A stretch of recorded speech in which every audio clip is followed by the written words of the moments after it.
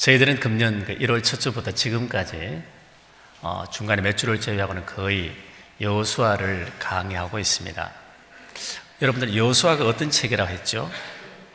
여호수아는 출애굽했던 이스라엘 백성들이 입가나안하는 승리의 책이고 정복의 책입니다.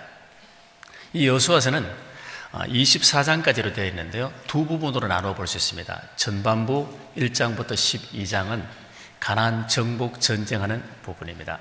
그리고 13장부터 24장 후반부는 정복한 그 땅을 각 지파별로 나누는 나눔의 부분으로 되어 있죠.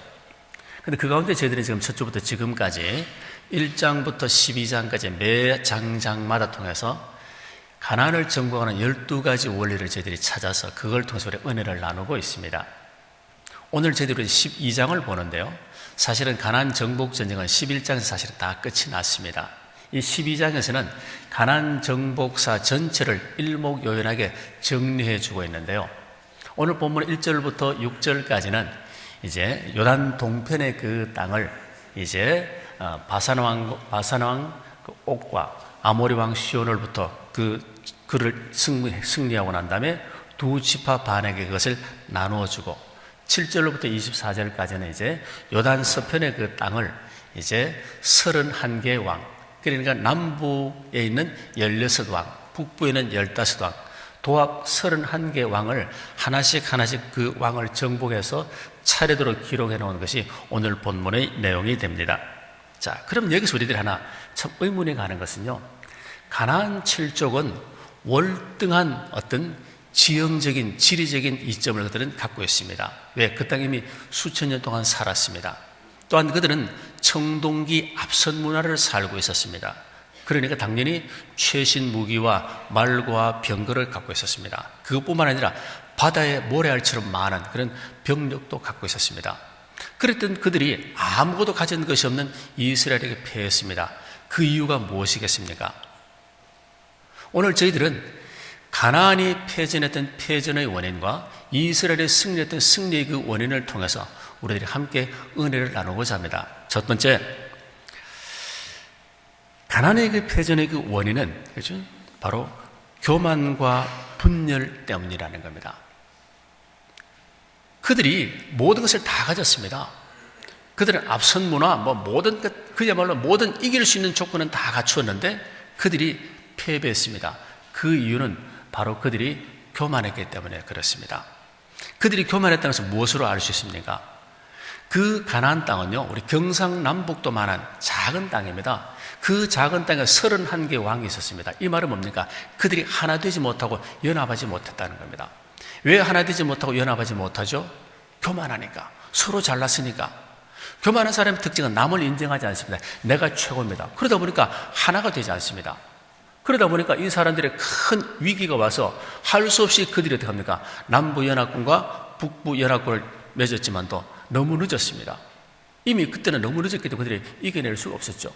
결국 그들의 그 교만한 마음이 하나 되지 못하고 연합하지 못했고, 그렇기 때문에 그 전쟁에서 그들은 패하고 말았던 것입니다. 우리들도, 우리 영적 전쟁도 마찬가지입니다. 우리들이 영적 전쟁하는 이 삶의 현장에서도요, 우리들이 교만하면 하나 되지 못합니다. 하나 되지 못하면 우리는 결코 어떤 대적과도 싸워서 이길 수 없습니다. 우리 교인이 수천 명, 수만 명이 된다 할지라도 하나 되지 못하고 연합하지 못하면 우리는 작은 적에 의해서도, 작은 악한 영의 유혹에도 심히 넘어질 수 있습니다. 그래서 우리는 중요한 게 뭐냐면 하나됨이 참 중요합니다. 하나 되기 위해서 연합하기 위해서는 뭡니까? 내 안에 자기에 대한 교만을 내려놓는, 우리 모두 겸손의 길로 나아가는, 그래서 하나 되는 우리 모든 교회와 우리 국가가 되기를 축복합니다. 두 번째, 이스라엘이 승리했던 승리의 원인은 바로 신앙 때문입니다. 당시 가나안은 앞선 청동기 시대를 살면서 많은 물질 문화를 누리고 살았습니다.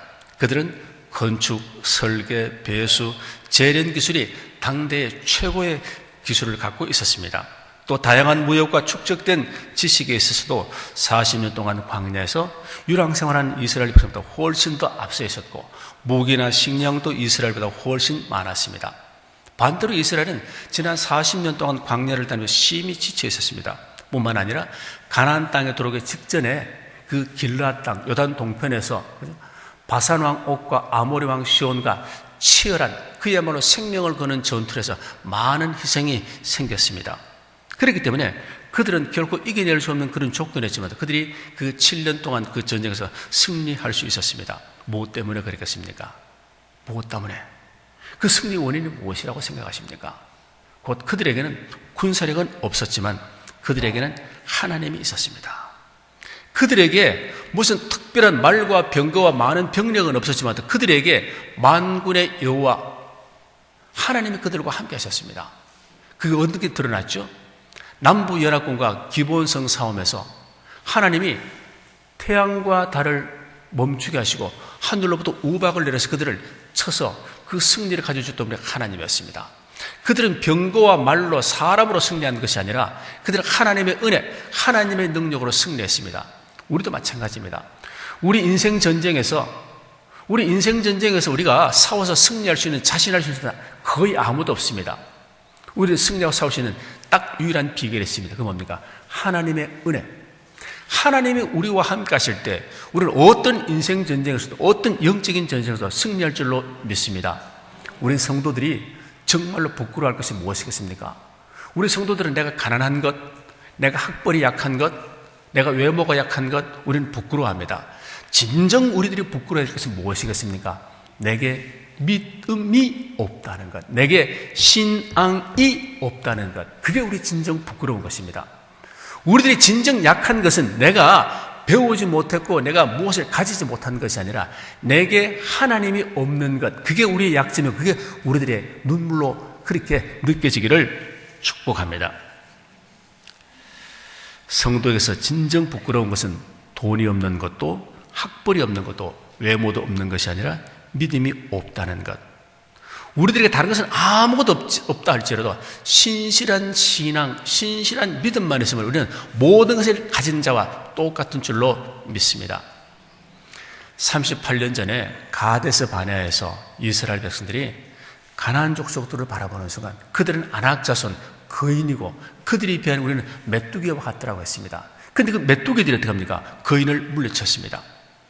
메뚜기들이 거인을 물리쳤던 그것은 뭡니까? 결국은 하나님이 함께 하셨다는 겁니다.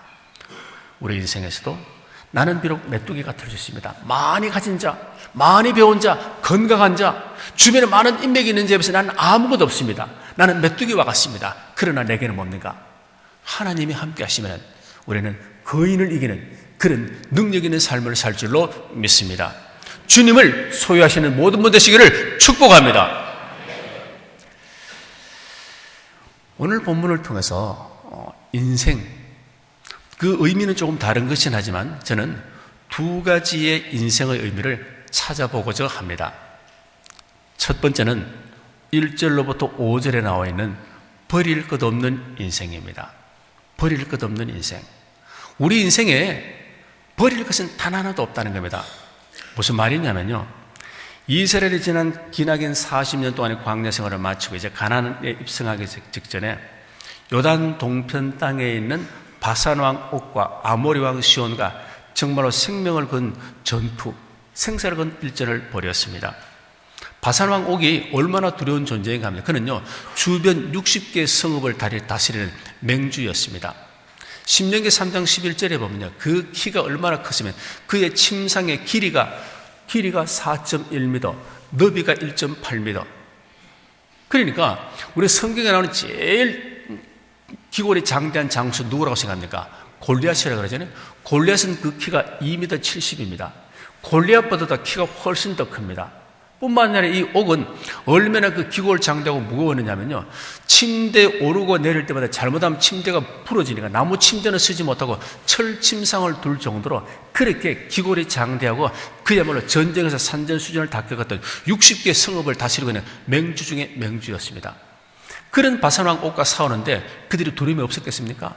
두려웠죠. 실제 전쟁에서 엄청난 많은 아마 성경에 일일이 다 피해 상황이 없어가지고 거기에 김 무슨 집사, 최 무슨 집사, 박 무슨 권사, 뭐 누가 죽었다 그런 걸 기록 안 했다 뿐이지 아마 그 전 두 번의 그 전쟁에서 엄청나게 많은 사람들이 희생되는 아픔을 그들은 분명히 경험했을 겁니다. 그런데 이것이 의미 없는 죽음, 의미 없는 손실이 아니었다는 겁니다. 우리 이스라엘 가나안 그 두 정탐꾼을 여리고성에 보냈을 때 여리고성의 그 기생 라합이 했던 말이 있습니다. 그 부분 한번 볼까요? 여호수아 2장 10절과 11절에 우리 다 같이 한번 보겠습니다. 이는 너희가 애굽에서 나올 때에 아모리 사람의 두 왕 시온과 옥에게 행한 일을 곧 그들을 전멸시킨 일을 우리가 들었음이니라. 우리가 듣자 곧 마음이 녹았고 너희로 말미암아 사람이 정신을 잃었나니 너희 하나님 여호와는 위로는 하늘에서도 아래는 땅으로서도 하나님이시니라. 아멘. 라합이 자기에게 와 있는 그 두 명의 정탐꾼에게 고백하는 내용이 뭡니까? 지금 우리 여리고성 사람들은 엄청난 두려움을 느끼고 있다는 겁니다. 지금 너희들이 요단 동편에서 아모리 왕과 바산 왕과 싸워서 너희들이 이긴 그 이야기를 알고 우리들의 마음이 녹았고 정신을 잃어버렸다는 겁니다. 전쟁은 뭐라 하죠? 기로 합니다. 기의 싸움입니다. 그런데 전쟁하기도 전에 이미 이 사람들이 이미 기를 빼앗겨버려 전의를 상실해버린 겁니다. 그러니까 이 전쟁은 싸워보나 마나 이미 결과는 다 있었던 것이죠. 자, 여기서 한번 우리 현실로 한번 돌아가 볼까요? 우리는 현재의 어떤 문제를 만나면, 난관을 만나면 그 현재의 문제를 바라보고 두려워합니다. 그러나 그 두려운 일도 나중에 지나고 보면 하나님 계획 안에 있는 것입니다. 우리 인생에 단 어떤 것들도 작은 어떤 하나라도 하나님의 그 계획 밖에 있는 것은 단 하나도 없습니다. 지금 내가 힘들고 어떤 어려운 일을 겪고 있다 할지라도 이 일을 통해서 하나님은 우리들에게 더 크고 놀라운 일을 준비하고 있다는 것입니다. 지금 나는 그 현실이라는 그 일에 그 난제, 그 문제에 거기에 매여가지고 두려워하며 떨며 실제 어떤 많은 희생을 지금 내가 당하고 있다 할지라도 그러나 하나님은 이 희생, 이 고난 뒤에 하나님이 예배하시는 어떤 계획이 있다는 거죠. 그 계획을 위해서 하나님은 이 현재를 주었기 때문에 이 현재를 어떻게 합니까? 현재의 어떤 이 두려움을 볼 것이 아니라 미래의 하나님의 그 계획을 생각하면서 현재를 바라봅니까? 이 현재는 아무것도 아닌 그야말로 우리들의 먹이, 우리들의 밥이라는 겁니다. 우리 이 말씀을 좀 의미 있게 해석해 주는 말이요. 우리 바울 사도인데요. 바울 사도의 고린도후서 4장 17절과 우리 18절을 통해서 우리 한번 은혜를 나누고자 합니다. 함께 한번 또 보겠습니다. 먼저 17절을 보겠습니다. 우리가 지금 겪고 있는 어려움과 고난은 아무것도 아니며 오래 가지도 않습니다. 이 짧은 고통은 영원히 다함이 없는 영광을 가져올 것입니다.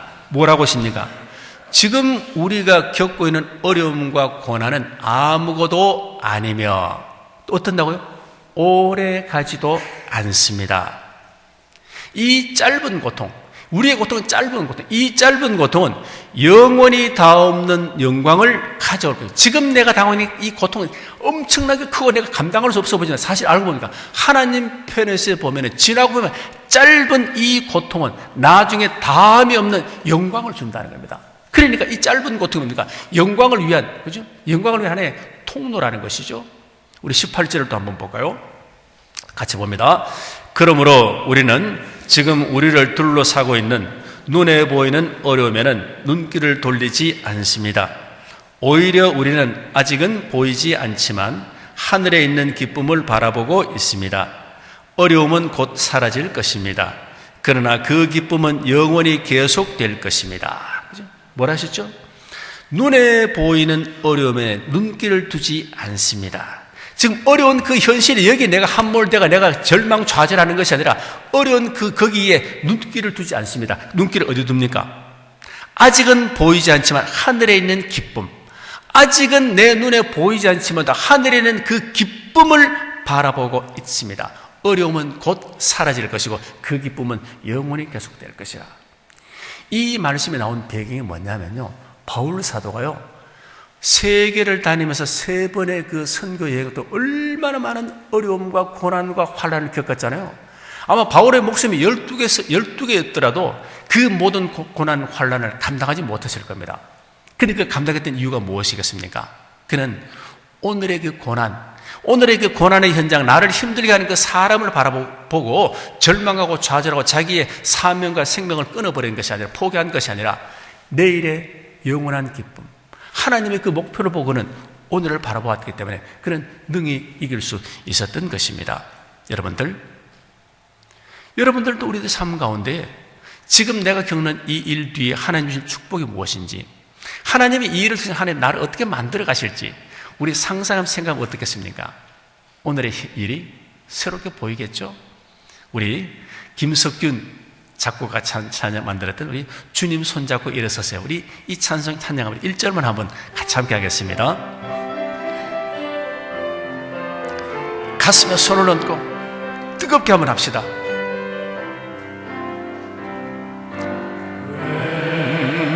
나만 겪는 고난이냐고 불평하지 마세요. 고난의 뒤편에 있는 주님이 주실 축복 미리 보면서 감사하세요. 무견디기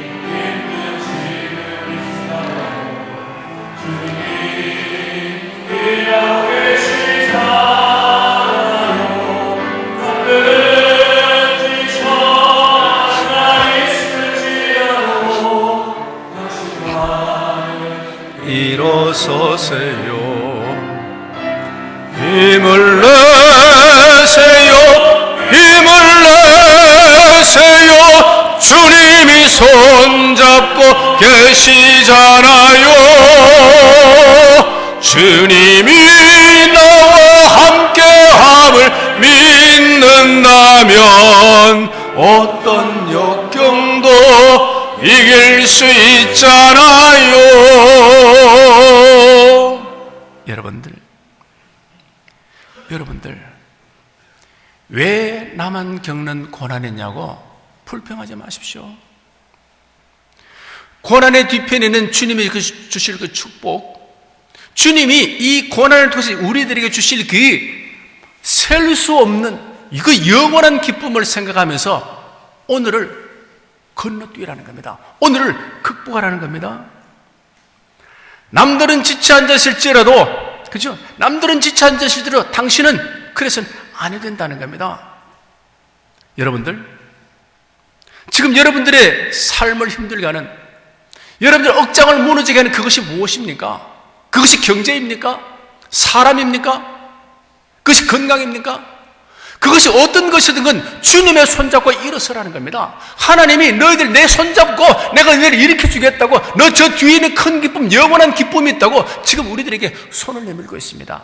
지금 힘드신 분, 고난의 현장 속에 있는 분, 깊은 똥등에 있는 분들, 지금 주님의 그 의로운 오른손, 주님 내미시는 그 손을 붙잡고 일어서시기를 축복합니다.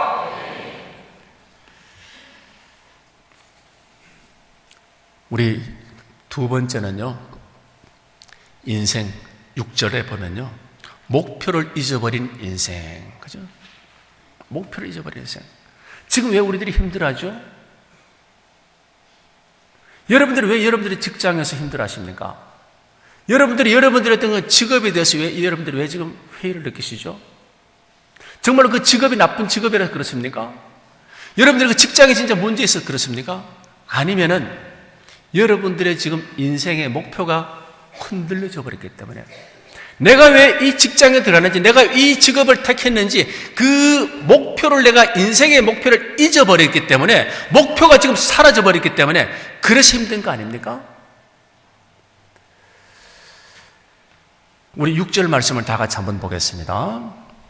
여호와의 종 모세와 이스라엘 자손이 그들을 치고 여호와의 종 모세가 그 땅을 루벤 사람과 갓 사람과 므낫세 반지파에게 기업으로 주었더라. 루벤과 갓과 므낫세 반지파는 요단 동편을 기업으로 요구했습니다. 그런데 그 요단 동편은 하나님이 약속하신 땅이 아니었습니다. 하나님이 약속하신 땅은 오직 요단강 서편 땅이었습니다. 그런데 그들은 지난 40년 동안 광야를 지나서 너무 너무 척박한 그 땅을 지나오다가 이 요단 동편 길라 땅을 보니까 그 푸른 풀밭 초장을 보니까 안목의 정욕에 빠져서 하나님의 약속을 한순간 잊어버렸습니다. 그들의 어떤 목표, 그들이 그 목표를 잊어버리고 이 땅이 좋은, 여기가 좋사오니 이 땅을 돌라고 그들이 돌아했던 겁니다. 여러분들, 가나안 땅이 어떤 땅입니까? 가나안 땅은 좋은 땅이 아닙니다. 척박한 땅입니다. 사실은 그 가나안 땅은 좋은 땅은 아닙니다. 그러나 그 땅은 하나님이 약속하신 약속의 땅입니다. 가나안 땅을 찾아가는 것은 좋은 땅을 찾아가는 것이 아니라 하나님의 약속을 찾아가는 약속의 그 땅입니다. 그곳이 좋은 땅이든 나쁜 땅이든 하나님이 명하신 땅이니까 그들은 그 가나안 땅을 찾아갔던 것입니다. 그런데 요단 동편의 두 지파 반은 안목의 정욕에 빠져서 그것을 잊어버렸습니다. 그 한순간 여기가 좋사오니 그 땅을 얻었습니다. 자기들이 원했던 그 땅을 얻었던 그들에게 나중에 어떻게 됩니까? 그들이 얻었던 그 땅 참 좋은 땅이고 비옥한 땅이었습니다. 그런데 좋고 비옥한 그 땅이다 보니까 그런 지리적인 요건 때문에 그들의 역사 가운데 숱한 이방 민족들이 이방 나라의 침략이 계속 그 땅에 있었습니다. 그래서 그 후손들은 잠시도 하루도 편안할 날이 없이 주위 이방 세력들에 대해서 계속 시달렸습니다. 요단 동편에 정착했던 므낫세 지파 후손들은 그곳 원주민들의 문화와 종교에 잠식되어서 끝내 심각한 우상 숭배에 빠지게 되었고요. 나중에는 아수리에서 가장 먼저 침략을 받고 사라져버렸던 것이 바로 그 므낫세 지파였습니다. 우리 여기서 중요한 것을 얻을 수 있습니다. 우리들이 때로는 내 인생의 목표를 잊어버릴 때, 우리들은 인생을 허비할 뿐만 아니라 우리들이 인생에 실패할 수도 있다는 사실입니다. 제가 지난 금요일 오후에, 늦은 오후였습니다. 설교 마무리가 되지 않습니다. 마무리가 되지 않아가지고 끙끙끙거리도 안 돼가지고 할 수 그냥 양복 입은 채로 운동화만 바꿔 신고 저기 마천산, 봉수되는 마천산, 하빈에는 마천산에 주차장에 세워놓고 그 봉수대 꼭대기가 1.9km거든요. 그 길을 천천히 걸으면서 자연 속에서 이제 설교 마무리하기 위해서 이제 그 산에 올라가서 천천히 이제 올라갑니다. 이 생각, 저 생각하면서 요 부분은 자르려고 요 부분은 해야지 하면서 머릿속에 계속 그냥 자연은 눈에 보이는 꽃을 보는 것이 푸른 걸 보는 게 아니라 계속 머리로 생각하면서 올라가는데 어느샌가 몸은 기억하고 있다고요. 제가 98년에 암을 앓고 난 다음에 그때부터 늘 등산을 했거든요. 등산하는, 운동하는 조건은 뭡니까? 조금 숨가쁘게 힘이 들어야 운동이 된다는 그게 내 몸에 배어있기 때문에 산에 올라갈 때 저도 모르게 어느샌가 빨리 걸으면서 산에 올라가는 거기에 집중하고 있고 설교 묵상이 저 뒤에 가버린 거예요. 여러분들, 제가 운동하러 가십니까? 설교 묵상하러 가십니까? 설교 묵상하러 갔잖아요. 그러면 설교 묵상을 위해서든가 천천히 묵상 위주로 올라가야 되는데 어느샌가 내가 정상을 바라보면서 빨리 올라가면서 설교 묵상이 제가 끊어지더라는 겁니다. 이게 우리들이 목표를 잃어버린 사람들의 하나의 현상입니다. 제가 그렇게 해서 정상 1.9km 정상에 올라갔습니다. 다시 속도를 늦춰가면서 정상에 올라가서 이래 보니까 거기에 다 무너진, 그냥 쇠락해져 무너진 흔적만 남아있는 그 봉수대를 보면서 600년 전 오늘 이 시간, 거기에 2명의 군관과 6명의 우리 봉군이 무엇을 했을까? 그들이 600년 전 오늘 이 시간에 무슨 이야기를 그들이 했을까? 그리고 오늘 어떤 사건이 조선시대에 있었을까? 그래, 그 작은 무너진 그 표 그걸 보면서 600년 전에 그 사람들과 그때 그 시간들을 제가 상상하면서 즐거운 상상을 하면서 이제 내려옵니다. 내려오는데 내려오다 보니까 어떤 문중묘 같아요. 문중묘가 보면 있는데 어떤 묘는 그 봉분이 크고 그러니까 매장묘고 어떤 묘는 그 납골묘로 쓰고 있더라고. 왜 그럴까? 왜 어떤 사람은 매장이고 어떤 사람은 납골을 쓸까? 그러면서 묘를 이렇게 둘러보다 보니까 이 사람은 아들이 몇 명이고 딸이 몇 명이고 이 사람이 어떻게 살았을까? 무덤 속에 마을 없는 그 사람들을 통해서 그 무덤 속의 사람들의 삶을 한번 나름대로 한번 추리해보고 그 살았습니다. 그렇게 있다 보니까 한참 그러다 보니까 내 길을 잃어버려. 내려올 길을 아차 싶어가지고 다시 올라갔다가 새로 거꾸로 해서 내려온 적이 있습니다. 자, 여기서 의미하는 게 무엇이겠습니까? 우리들이 인생의 목표에 집중하지 않고 다른 곳에 눈을 돌리는 순간 목표를 잊어버립니다. 오직 자신의 인생 목표를 바라보고 살아야 된다는 것이죠. 그러니까 하나는 인생 목표를 잊어버리는 것. 제가 산에 올라가다가 왜 올라는지 그 목적을 잊어버리는 것도 큰 문제이고, 또 하나 뭡니까? 가다가 다른 것을 쳐다보고 그 목표가 뭡니까? 집중하지 않고 다른 곳을 목표를 잃어버리는 것. 그것도 큰 문제가 되는 겁니다. 여러분들, 지금 우리는 왜 예수 믿었죠? 우리들은 지난 주일 우리 부활주일을 지켰습니다. 부활주일은 2000년 전에 예수님이 부활하신 것을 기념하는 주일이 부활주일입니다. 그런데 2000년 전에 부활하셨던 그 부활의 주님이 오늘 나에게 어떤 의미가 있습니까? 예수님은 부활하셨는데 내 인생과 내 삶과 내 신앙은 여전히 무덤 속에 있는 변화되지 않은 신앙 같은 겁니까? 내 신앙은 화석화된 신앙이요, 이미지만 있고 실체가 없는 신앙이잖아요. 예수님은 십자가에 죽으셨습니다. 죽으실 때 왜 죽으셨죠? 우리들의 죄, 우리들의 허물뿐만 아니라 우리들의 구원뿐만 아니라 우리들의 나약하고 연약한 삶, 쉬 시험 들고 쉬 넘어지는 우리 삶이 똑바로 살아가도록 하기 위해서 주님이 그것까지도 책임져서 죽으셨습니다.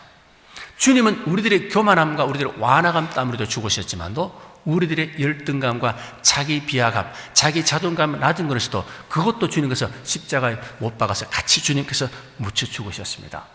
그러면은 주님이 내 모든 것을 다 안고 십자가에 죽으셨으면 우리들이 주님과 연합한다는 건 무엇이겠습니까? 나의 안에 있는 그것들도 주님과 함께 같이 장사를 지내고, 주님의 죽으심과 장사를 지내고 주님의 3일 만에 부활하셨던 것처럼 우리들도 어떻게 합니까? 내 생각이 부활되고 내 삶이 부활되고 내 신앙이 부활되는 거예요. 그게 뭡니까? 살아있는 부활질이 아니겠습니까? 우리들은 살아있는 그 부활, 무덤 속에 있는 신앙이 아니라 부활한 신앙으로 우리가 살아갈 때 능력 있는 삶을 살게 되고, 출애굽했던 이스라엘 백성들이 입가난했던 것처럼 우리들이 입가난하는 그런 삶을 살 수 있지 않겠습니까? 가난이 뭡니까? 하나님의 약속의 땅입니다. 그 약속의 땅은 신약 시대로 말하면 예수 그리스도 안에 있는 모든 풍성함입니다. 예수 그리스도는 만유 안에 계시고 예수 그리스도는 만유입니다. 만유이신 예수의 약속하셨던 그 약속의 삶을 사는 것, 그게 바로 우리 신약 시대의 가난입니다. 그 가난은 누가 누리느냐? 주님과 함께 부활하는 자. 그래서 우리들의 신앙과 생각과 심지어 우리들의 문화도 부활할 수 있기를 축복합니다. 우리들이요, 교인이 되다 보니까 우리 교회 생활이 참 중요합니다. 우리들이 교회 생활하면서 우리들은 늘 부활하신 주님을 바라보면서 우리 옛날 것을 다 버릴 수 있어야 됩니다. 우리 교회 생활하면서 괜히 다른 사람 쳐다보고요, 어떤 직분 관심 갖고요, 어떤 사람 이야기 듣다 보면 언제든지 시험 들을 수 있습니다. 우리는 사회생활뿐만 아니라 교인이기 때문에 교회 생활도 참 중요한데요, 교회 생활은 뭡니까? 나를 사랑하사 나를 위하여 십자가에 죽으시고 부활하신 그 부활의 주님만 쳐다볼 때 우리는 결코 실족하지 않습니다. 우리들의 신앙의 목표, 교회 생활의 그 어떤 대상이 하나님, 예수님, 성령님, 거기에만 목표를 두시기를 축복합니다. 우리 성도들은요, 생존하기 위해 사는 자들이 아니라 생명을 위해 사는 자들입니다. 생명과 생존의 차이가 무엇이겠습니까? 생명에서 생자, 태어나다, 나다. 자, 우리 왜 태어나고 왜 났습니까? 명령하다. 무슨 명령이겠습니까? 하나님의 명령하심입니다. 하나님의 사명이라는 것이죠. 우리들이 태어나고 우리들이 이 땅에 낳는 것은 하나님의 명령, 하나님의 사명 때문에 이 땅에 우리들이 태어났다는 겁니다. 그래서 우리 인간들은 사명을 위해서 태어났고 사명을 위해서 사는 그런 사람이라는 것이죠. 우리 생존할 때 나다, 태어나다, 존재하기 위해서 우리 인간들은 존재하기 위해서 살기 위해서 태어난 것이 아니라 우리들은 하나님 주신 그 사명을 감당하기 위해서 태어났다. 그런 사명자로 다 태어났다는 겁니다. 이게 쉬운 말로 우리 표현을 뭡니까? 인생의 목표가 있어서 그 목표를 가지고 우리들이 태어났다는 것이죠. 여러분들, 우리들은 하나님이 왜 나를 이 땅에 보내셨는지 내 인생의 목표를 분명히 정하고 우리 이것저것 다 이것도 저것도 다 하려고 그러지 말고 그냥 하나님이 내게 주신 그 인생의 목표 그거 하나만 향해서 거북이처럼 뚜벅뚜벅 걷는 모든 분 되시기를 축복합니다. 여러분들, 지금 힘들어하시는 분들 왜 힘들어하십니까? 왜 어려워하시죠? 왜 문제를 느끼시죠? 정말 그 문제가 문제입니까? 그 일이 힘든 겁니까? 정말 직장이 힘듭니까? 아니잖아요. 내 직업이 정말 힘들어서 못합니까? 우리가 여러분들이 왜 이 직업을 택하셨습니까? 왜 지금 여러분들이 그 직업을 택했습니까? 그 직업을 처음 택할 때 그 목표를 잃어버렸기 때문에 그렇습니다. 아마 우리 교회 여러분의 그 학교 교사들이 계시는데요. 교사 될 때 내가 부자 되려고 잘 살려고 교사 되는 분 없을 겁니다. 분명히 애들에 대한 교육에 대한 어떤 소명을 갖고 아마 교사가 되었을 겁니다. 그러면은 내게 그 소명의 그 자리가 있으면 됩니까? 소명의 자리를 뚜벅뚜벅뚜벅 걸어가면 됩니다. 그런데 다른 직업의 친구들 보니까 월급 많이 받고 다른 직업의 친구들은 외제차 타고 다니는데 나는 아니다? 저 사람은 교장 되는데 나는 왜 교장 안 되지? 그건 우리 직업을 택했던 이유가 아니지 않습니까? 마찬가지입니다. 우리 여기는 모든 자들이 내가 왜 그 직장에 들어갔습니까? 그 직장에 들어갈 때 그때 내 목표가 지금 어느샌가 희석이 되다 보니까 왜 내가 진급이 안 되지? 왜 나를 인정해 주지 않지? 섭섭병에 걸렸습니까? 그게 힘든 거 아니에요? 일이 힘들기보다는 그런 부분들이 더 힘들지 않아요? 남을 의식하고 내 인생의 목표가 사라져버렸기 때문에 힘든 것 아닙니까? 우리 예수님이 어떻게 사셨습니까? 예수님이 왜 이 땅에 오셨죠? 예수님은 이 땅에 영광받기 위해서 오신 것이 아닙니다. 예수님은 죽기 위해서 오셨기 때문에 예수님은 죽음의 그 길을 향해서 3년 동안 뚜벅뚜벅뚜벅 모든 어떤 난관과 어려움이 있었더라도 그 죽음의 길에 가서 뚜벅뚜벅 걸어가셨고 마침내는 십자가에 지셨고 바로 예수님은 그 사명을 이루셨고 사명을 이루셨던 그 주님이 죽으셨지만도 바로 땅 아래에 있는 것이나 땅 위에 있는 것이나 하늘에 있는 모든 것들로부터 주라고 고백을 받았습니다. 우리도 마찬가지입니다. 우리도 내 인생의 내 인생의 목표를 분명히 정했더라면 그 목표를 향해서 뚜벅뚜벅 걸어가면은 그 길이 때로는 힘들고 때로는 어려움이 있다 할지라도 결국은 나중에 뭡니까? 영원한 그 기쁨을 우리 만나고 경험할 수 있으리라 믿습니다. 내 인생의 목표, 내 삶의 길을 분명히 하시고 주님 손잡고 일어서는 모든 분 되시기를 축복합니다.